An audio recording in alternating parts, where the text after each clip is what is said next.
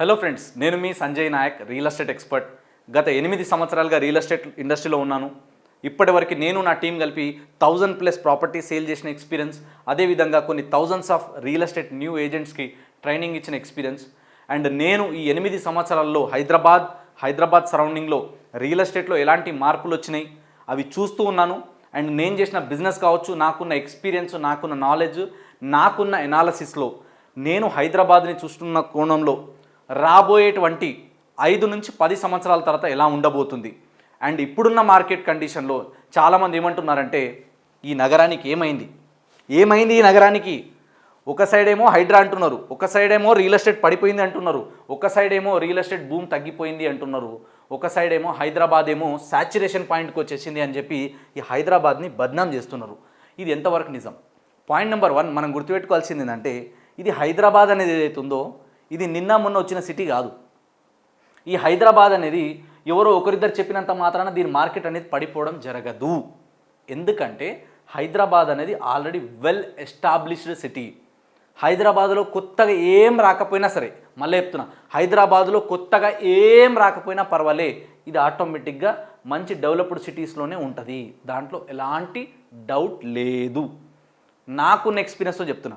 ఈ హైదరాబాద్లో ఏంటంటే చాలామంది ఏంటంటే ఎలక్షన్కి ముందు నుంచి అబ్జర్వ్ చేస్తున్న వాళ్ళు 1 ఇయర్ నుంచి లాస్ట్ ఒక 3 మంత్స్ బిఫోర్ వరకు కూడా మార్కెట్ మీరందరూ విన్నట్టుగానే నేను వింటున్నా, చూస్తున్నా, మార్కెట్ స్లోగానే ఉంది. మార్కెట్ అంత అగ్రెసివ్గా దన్నమని సేల్స్ ఎక్కడ కూడా జరగట్లేదు. కాకపోతే నేను మళ్ళీ ఇంకొక విషయం కూడా అబ్జర్వ్ చేసిన, లాస్ట్ 3 మంత్స్ నుంచి చాలా వరకు ప్రాజెక్ట్స్లలో సైట్ విజిట్ పెరుగుతున్నాయి, ఎంక్వైరీ కాల్స్ పెరుగుతున్నాయి, కస్టమర్స్ వస్తున్నారు, బుకింగ్స్ కూడా పెరిగినాయి. ఎందుకంటే జనాలకు ఒక అవేర్నెస్ వచ్చింది.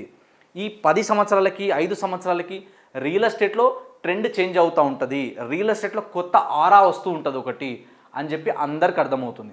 ఎందుకంటే హైదరాబాద్ అనేది ఇలా రీసెంట్ టైంలో మీరు వచ్చిన సర్వేలు కావచ్చు, రీసెంట్ టైంలో మీరు వచ్చిన ఆర్టికల్స్ చూడండి ఒకసారి, మీకు అర్థమవుతుంది ఏంటంటే హైదరాబాద్ అనేది ఇలా మోస్ట్ లివబుల్ సిటీస్లో ఇండియాలో ఫస్ట్ ప్లేస్లో ఉంది.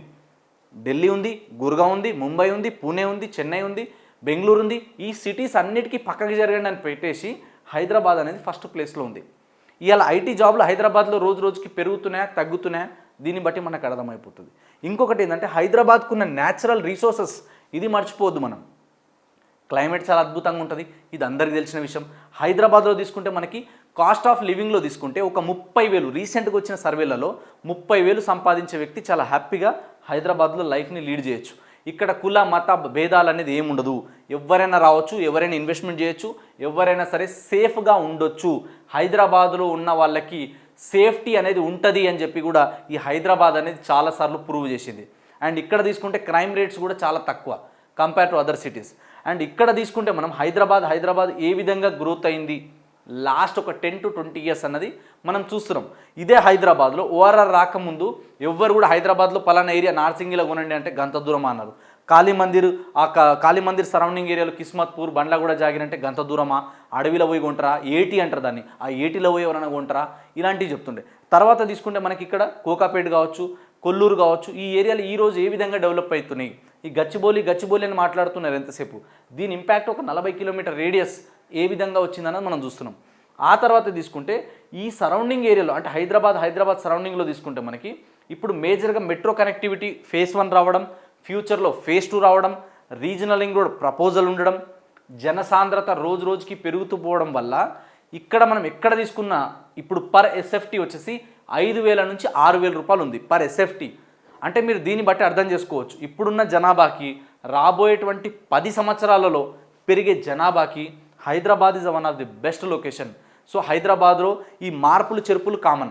ఇక్కడ మీ అందరికీ తెలియని ఒక సీక్రెట్ ఏంటంటే, మార్కెట్ పడిపోయింది, మార్కెట్ ఆగమైంది, మార్కెట్ చల్లగైందని చెప్పి ఒక రుద్దుతా ఉన్నాడు జనాల మీద. ఎందుకు రుద్దుతున్నారంటే, ఈ టైంలో నాకు వచ్చిన ఇన్ఫర్మేషన్ ఏంటంటే చాలామంది బిగ్ వాళ్ళందరూ కూడా డబ్బులందరూ పెట్టి ల్యాండ్లు వాళ్ళు ముందు పుల్లింగ్ చేస్తూ ఉన్నారు.